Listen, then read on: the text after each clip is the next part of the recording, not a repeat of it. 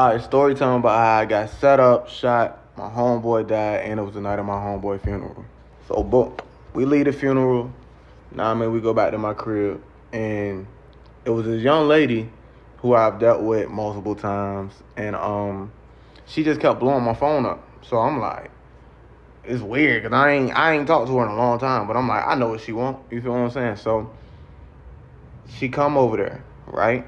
Now, this is where it got weird. She don't drive, so I always either pick her up or I Uber her. So this one particular night, she drove, so she say. So boom, everything normal. She come in the house, my homeboy on the couch.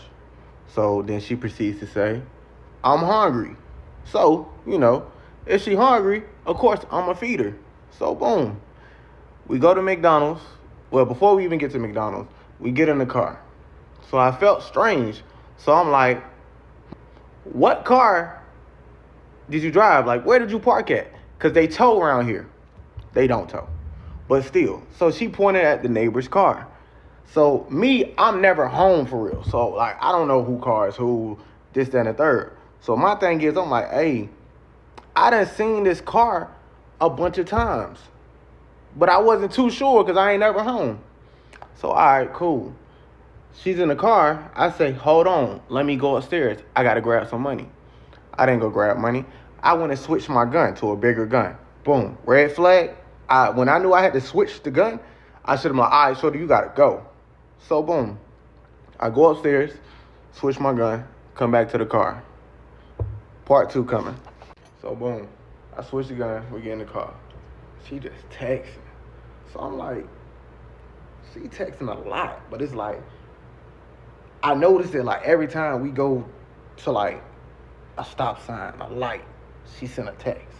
So it's like, all right, so the whole time what she doing is she letting us know you know what I mean? Letting us know where we at, type shit. So boom. We get back to the crib. So where I was staying at, you gotta go upstairs, then you gotta go to the door. One of those complexes. What I don't get is if you know that she normally you pick her up, I can tell that this is just a little bop because when she said she was hungry, you took her straight to McDonald's. She had no problem with it. You know what I'm saying? They got a great little $6 special going on right now. So she was in the game. But when you notice that the neighbor's car that she said was hers, and you had to go back upstairs to go get a bigger gun. I mean, at some point, you should have just went in the bathroom with the lotion and came out with a clear mind, and you probably would have made a better decision. But let's keep going. So we get out the car. I'm looking around because I'm like, all right, something ain't right. Cool. So my mind like, man, shoot this bitch. But maybe I'm just paranoid. You feel what I'm saying? So I get upstairs and walking up the steps. I heard, yeah, you know what it is, right? So boom. I'm thinking like it's my homeboy that's in the house. I'm thinking he joking. So cool. I heard, oh, you think I'm playing? So I said, oh. I turn around. Boom. It's 4 niggas. Gun up. Right? So I'm like, all right, cool. This shit real. So I say, damn, y'all got me. I look. Buddies ain't had no mask on, like a dumbass. So I'm like, all right. It's not automatically that they was being dumbasses. They probably was just gonna execute you and your homie. I mean, they probably was just gonna kill both of y'all. You feel me? Because they don't need you guys riding around looking for the girl that they got, setting dudes up. And whatever you was showing that girl when you was at her house, when she was at your house, the other times where you Ubered her or you picked her up, you had your money, you had things going on to the point where she want to come rob you, you probably should have had her in a hotel. Now they got decent hotels, but you should have had the hoe in a hotel. You brought her to your house several times. But I don't know, no mask, man. First thing I'm thinking is they probably they here to get what they gonna get and finish the job, man. That's all I could think about. Cool. I got a Drake. That's a big gun. So it's 4 of them. So I'm like, all right, I can knock 2 of these niggas, but the other 2 gonna find me the fuck up. So boom. They like. One more thing. You know she wasn't playing no games. I don't think that you're hiding the Drake. I'm pretty sure that she's seen it. She's out. She's on a lick. You are the lick. I'm pretty sure she's seen that you had a big old gun. So when these dudes came, they was ready. They was ready for whatever. Whatever you got up in that house, they need. Hey, where the money at? So my homeboy in the house, I'm like, damn, I know this nigga in the house. So cool. This the bad part. My homeboy was a heavy set nigga, so he had this, like, whatever you call it, narcolepsy, where you could just go to sleep at any time. He in the house, sleep on the couch. So boom, I'm like, I ain't got nothing. I ain't got nothing. I'm trying to yell, thinking like, all right, buddy gonna hear me. And I mean, come help me type shit. So boom. The moment I turn around and I'm like, damn, y'all got me. She says, oh, raises her hand. Them niggas split like the Red Sea. And she walked right on down and I ain't see her no more. So boom. They like, oh, don't tell me I didn't come here for nothing. I ain't coming for nothing. So I'm like, bro, ain't nothing here, bro. Ain't nothing here. Ain't nothing here. And I'm just being louder and louder and louder, thinking my homeboy gonna hear me. So boom. Next thing I know, I heard, bah, bah, bah. I'm standing up. I'm like, what the fuck? I dropped. Part 3. All right, so I heard boom, boom. Told you. I told you. You sitting here doing all of this talking. I ain't got it. I ain't got it. Thank God that you still here with us. Thank God that you're still here with us. But you doing all of this talking about what you don't got. They got no mask on. They came up there to stand on business. They getting what they came for. Now, they didn't come to conversate. Boom, boom. I look around. I'm on the ground. So I couldn't feel none of my body. So all I heard is the door get kicked in and a bunch of shooting. So me knowing my homeboy really get active, like, so I'm not worried about it. I'm like, yeah, he probably done heard all this shit while I was outside. You know what I mean? Because it happened right in front of my door. So boom, I heard a bunch of shooting. It get quiet. I think I like kind of went to sleep because I ain't heard nobody leave out the house or none of that. So all right, I take a little minute. I open my eyes. I get up. So boom. I guess all the shooting, they shot the lights out and shit like that. But I could like see my homeboy on the couch. So I go sit right beside him, but it's pitch black. So I'm like, yo, we good? This and the third, da-da-da-da-da. Cool. So I'm like, you know what? I know I'm shot, but I don't really, like, get that I'm shot. Like, boy, you need help. So, boom, I get up. I go walk in my room because I'm like, shit, you know, as you know, African-American people, when you get hurt, your mama tell you, hey, go lay down. So that's what my mind like, oh, let me just go lay down real quick. So I'm walking into the room. I throw up. So it's like when on my throw up, it's just a bunch of blood and like the inside or whatever I ate, this and the third.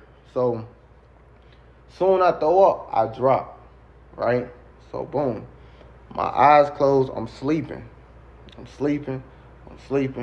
So I start talking to myself. I'm like, damn, oh shit, I'm shot. Like, I'm good though, I'm just tired. Let me just lay down. So I started saying to myself, like, damn, this shit feels so good. Like, not telling anybody to get shot or anything, but I was so comfortable on the floor, it felt like I ain't been asleep in 10 years.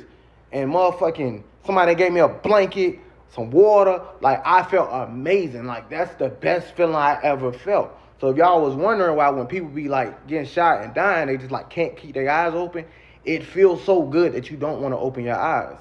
So I'm laying down, then I'm like, damn, this shit feel good. I can do this forever. When I said that to myself, I said, yo, I'm fucking dying. So cool. I see myself like on some weird shit. Like, I could see myself on the ground. It was like I was on the ground. I was in this pitch black room and there was a light coming over me. So boom. Next thing I know, I hear. So boom. I'm on the ground in the room. I can see myself. It's pitch black. It's me on the ground and it's a light over me. So I'm like, damn. Like, so I'm in my mind like, yo, am I a good person? Like, you feel me? Like, it's just like so many questions going in your head. Like, am I a good person? Like, is my people's gonna be smooth? Like, they gonna be straight without me? Like, am I a person to miss this, that, and the third? You know, just like last minute life shit. So I could see myself, and then I heard something say, "Get up." So me, yeah, most people, when you tired, like you heard "get up," you like, all right, give me a second. Boom. So I'm like, all right. Then I heard again, "Get up." So I'm like, man, all right, 5 more minutes. And then I just hear like, I'm talking about, it's like the loudest voice I ever heard in my fucking life. "Get up." Boom. Instantly I got up. I can't feel my body. So I'm like, all right. I'm walking. So I'm like, damn, I think my homeboy hurt. So goddamn, I'm gonna just let him chill. I'm like, I'm gonna go get us some help. So I go outside and I'm like, all right, I can't feel my body. Like, I can't feel my body. Like, what the fuck? Like, I can't feel nothing. So I'm like, all right, let me knock on the neighbor door. So boom, I go to the neighbor door. And I swear in my mind, I was like this. But so I knocked the door. Boop, boop, boop, boop, boop. I don't hear nothing. Boop, boop, boop, boop, boop, boop, boop. I don't hear nothing. It's an elderly person, so they always home. Cause I had a dog, and they would always come play with the dog and shit, like weird shit. It's cool though. So I'm like, damn, ain't nobody coming to the door. I gotta lay down. So boom, I'm laying on the ground, and I'm like, yo, I gotta keep knocking though, cause my homeboy hurt. I gotta keep knocking. Doop, doop, doop, doop, doop. Then the more I knock, the weaker that motherfucking knock was getting. So it's like, boom, waiting, boom, waiting, boom. So I'm like, damn, I guess it's just how it go. Like, you feel me? Like, when you get money, like, you know what come with it. So it's like, damn, I'm like, damn, nah, I mean, this how it goes. So the only thing I'm thinking about, all right, like, it's cool, but it's like, damn, like, I'm really dying, and this ain't the way I'm trying to go. So I fix myself up, and I'm like, yo, you know what? I'm gonna just lay down. It ain't nothing I can do. Like, I completely gave up at that moment. Like, that's it. So I go lay down. I close my eyes. So boom, they just there.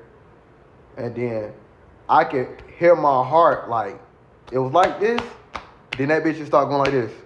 Like, I can feel it slowing down. So now I'm like this, cause I can't breathe. Like, my body's shutting down. So I'm part 4 next. So boom, I'm laying on the ground. I can't breathe. My heart's starting to slow down. Cool. So the day before this happened, my grandma come to my house. She like, you know, doing what grandmas do, cleaning up, annoying and shit up, but like, just come and chill, like, just sit on the couch. She got to clean up. So she stumbles about in my closet. So, you know, most people, if you know, you know. So it's like, she like, hey, this is a lot of money. You need to get.